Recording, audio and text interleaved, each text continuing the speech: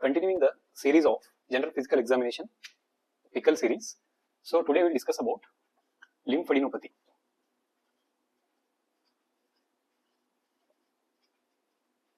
Or lymph node examination. So first of all, if anyone asks you whether lymph nodes are palpable normally or not, answer is yes. Generally, lymph nodes might not be palpable, or they will be palpable and they will be non-tender, soft, flat, and measuring less than 1 centimeter. So if these are the features, then we can consider it as normal lymph node. And this 1 centimeter applies to all the group of lymph nodes except inguinal group, where up to 2 centimeter of inguinal lymph node is normal. So these are the normal features. Anything which is different than this is considered as lymphadenopathy. So we'll leave that. So first of all, we will divide lymph nodes into various groups, or also called as various areas. So we'll see what are the normal areas. First thing is areas or groups. So when we start examining lymph nodes, we have to start in this pattern. First, look for cervical group or area. Then comes axillary group,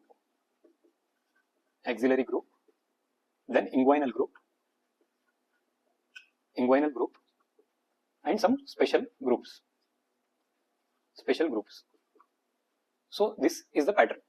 Coming to cervical group of lymph nodes examination, we will divide this group again into few things. For example, circular chain and horizontal chain and vertical chain. So in circular, what we have to do? Ideally, we have to stand behind the patient to examine this group, and we have to ask the individual to slightly flex the head so that all the muscles in the neck will get relaxed, and we will be easily able to palpate for the lymph nodes. So once the patient is in that position, we have to start from behind and we have to palpate bilaterally each areas. That is, in circular chain, it contains mainly submental, then you palpate for submandibular, then tonsillar group. Tonsillar is just behind the angle of jaw. After that, palpate for preauricular, then postauricular, and end with occipital, end with palpation of the occipital group. So this will cover a circular chain. Then we have to palpate for horizontal chain. So mainly in horizontal chain, this is supraclavicular area. We can divide it into 3 segments: medial most, central one, and lateral most. So medial, central, and lateral. So here very important thing is the medial group, which is also called as virtuous node, which I will discuss later. Then we have to examine for vertical group, that is jugulodigastric group. For this, what we will do is we will divide it into anterior and posterior. So we have to first locate the sternocleidomastoid muscle. Then anteriorly 3 groups, posteriorly 3 groups we have to examine from above downwards. So this is upper jugulodigastric, middle jugulodigastric, and lower jugulodigastric. So this will complete the vertical chain. So this is about the cervical group. Coming to axillary group. So for this, we can come to the front of the patient and start examining. So ideally we have to relax the patient's arm as much as possible. And here also we will divide it into separate segments. For example, anterior, which is also called as pectoral group. Then central group. Then posterior, which is also known as subscapular. Then apical axillary group of lymph nodes. So these are some areas which we have to consider examining in axillary group. Coming to inguinal group, again we can divide it into horizontal chain, which will be parallel to the inguinal ligament. So this will be parallel to the inguinal ligament. One more thing is vertical chain. This will be along the saphenous vein. So along the saphenous vein. These are two groups. In special group, we have to look for epitrochlear group. Then para and pre-aortic, that is abdominal, pre and para-aortic group, Then mediastinal. So epitrochlear at the level of elbow we have to examine for this group. Coming to the abdominal group. So at the region of umbilicus, first we have to locate the pulsatile aorta. So deeply we have to palpate there. Then if the groups are enlarged, we will be able to make out this pre and para-aortic lymphadenopathy. Coming to the mediastinal group of lymph nodes, we cannot clinically demonstrate the enlargement of mediastinal lymph nodes, but few examiners will prefer percussion of sternum. So based on this, we can comment about mediastinal lymphadenopathy. But ideally, we have to use imaging technique to look for mediastinal group of lymph node enlargement. So these are some areas and how to examine in order. So once we started all this examination, and if we find any abnormal lymph nodes or lymphadenopathy suspicion, then what are the factors we have to look for? That we'll discuss now. So the next thing is factors to be observed or examined. Observed if lymph node is enlarged. So what factors we have to look for? First is we have to comment which area is involved, which part of or which group of lymph nodes are enlarged. Then look for the number. How many lymph nodes are enlarged or palpable? And then we have to take the measurement, the size of lymph node.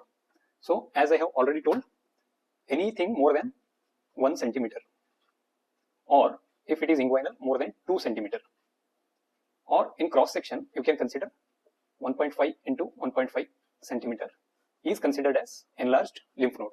So once it is enlarged, then you just observe whether the lymph node is single or multiple, which will be mentioned in the number itself. So single or multiple. If it is multiple, just comment about discrete or matted. So why is it important? Matted in the sense there will be separate lymph node enlargement, but all of them will be adhered together. This is a typical feature of tuberculous TB lymphadenitis, in which because of periadenitis, the lymph nodes will get adhered to each other, leading to matted feel. Then we have to look for the consistency. As I have told, normally the consistency will be soft. So that is normal. So anything which has changed to firm. So you can compare soft by just touching the lips. Wherever the term soft is used in general physical examination, you just compare it with the feel of lips. Coming to firm feel, you can compare it with touching the cartilages, especially nasal cartilage. Then comes hard. Hard is almost equal to bone, the feel of bones. So any lymph node which is firm or hard in nature is considered as abnormal. Then comes tenderness. So whether the enlarged lymph node is tender or non-tender. So if there is tenderness, it will suggest acute stretch of capsule of lymph node. So acute stretch, for example, it might be because of any infection or some inflammation. Whereas non-tender enlarged lymph nodes might be because of some chronic conditions, for example, tuberculosis, HIV, or any malignancies. Then we have to mention about the fixity of lymph node to the underlying structures or surrounding structures. So if the lymph node is mobile, easily movable, then we can consider the condition as benign. For example, some infections or abscess formations. Suppose it is deeply fixed to the underlying structures, that is a feature of malignancy. So these are some points which have to be observed during the examination. Next point is about generalized lymphadenopathy. So generalized lymphadenopathy.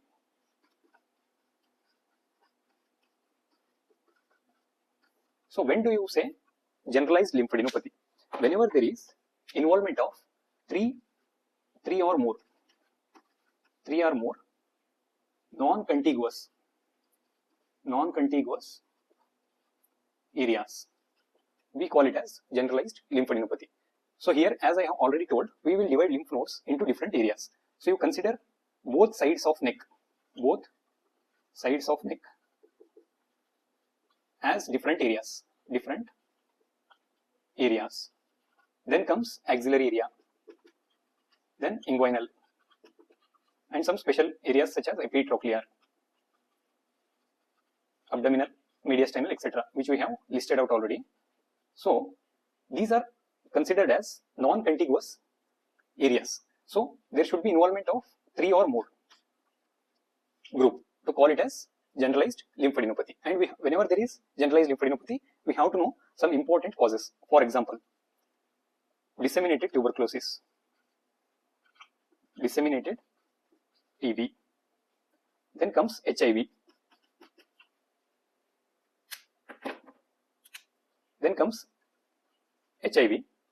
and lymphomas, some connective tissue diseases like SLE, rheumatoid arthritis, etc. These things have to be considered when there is generalized lymphadenopathy.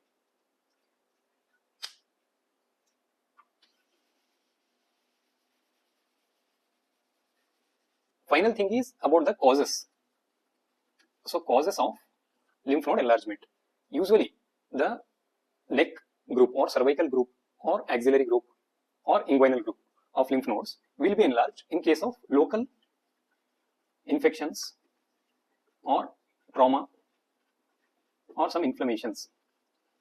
For example, tonsillitis or oral lesion, dental lesions, or any malignancies of the head and neck will lead to enlargement of the cervical group of lymph nodes. Any upper limb traumas will lead to enlargement of axillary group of lymph nodes. Similarly, STIs, then lower limb trauma, or even filariasis can lead to inguinal group of lymphadenopathy. So these are general causes. Coming to some special groups which I have mentioned in the beginning of the class, epitrochlear. So epitrochlear group can be enlarged in many conditions such as disseminated tuberculosis or even HIV or lymphomas. But if those features are not there clinically, we have to consider secondary syphilis as the probable cause. Then I mentioned about abdominal group of lymph nodes, that is pre and para-aortic. If they are enlarged, we have to consider abdominal TB, then GIT malignancies. So this is again important. Then next special group is about mediastinal. So mediastinal group. Here I want to ask you a question. How do you correlate mediastinal group of lymph nodes with the sternal percussion? So if you know it, please answer it in the comment section. Coming to the importance of mediastinal group of lymph nodes, especially if it is unilateral, it will be more likely to be tuberculosis, TB, even sarcoidosis, and because of any malignancies, local malignancies. So this is the mediastinal group. Coming to Scalene group of lymph nodes. So this is one of the favorite question which is asked in the exams. So how to palpate for the Scalene group? Ideally, we have to ask the patient to turn towards one side where we are examining, so that that side of the muscles will be relaxed. Then using the tip of index finger, we have to poke or try to palpate deeply at the level of insertion of the clavicular head of the sternocleidomastoid muscle. So at that particular point, we have to palpate deeply. Scalene group enlargement. So this is typically seen in bronchogenic carcinoma. Bronchogenic carcinoma. Then one more group which I have mentioned in the special groups is Virchow group. So this is nothing but medial most part of the horizontal group of cervical lymph nodes. So medial most part of horizontal group of cervical area. This is Virchow's group, and it will be enlarged most commonly in abdominal malignancies and genital tumors. So this is very, very important. So if these two are associated, that is abdominal or genital tumor with enlargement of the Virchow's group of lymph nodes, that we consider as Crozier sign. Crozier sign, the same name. So these are the important causes of lymphadenopathy. So we have covered what is normal lymph node, when do you consider it as abnormal, then how to examine different areas of lymph nodes in order. Then once we are able to feel for abnormal lymph node, the factors which we have to focus mainly on. Then comes what is generalized lymphadenopathy. At the end, we have listed out the common causes of lymphadenopathy. I hope you all have understood the topic. Thank you so much.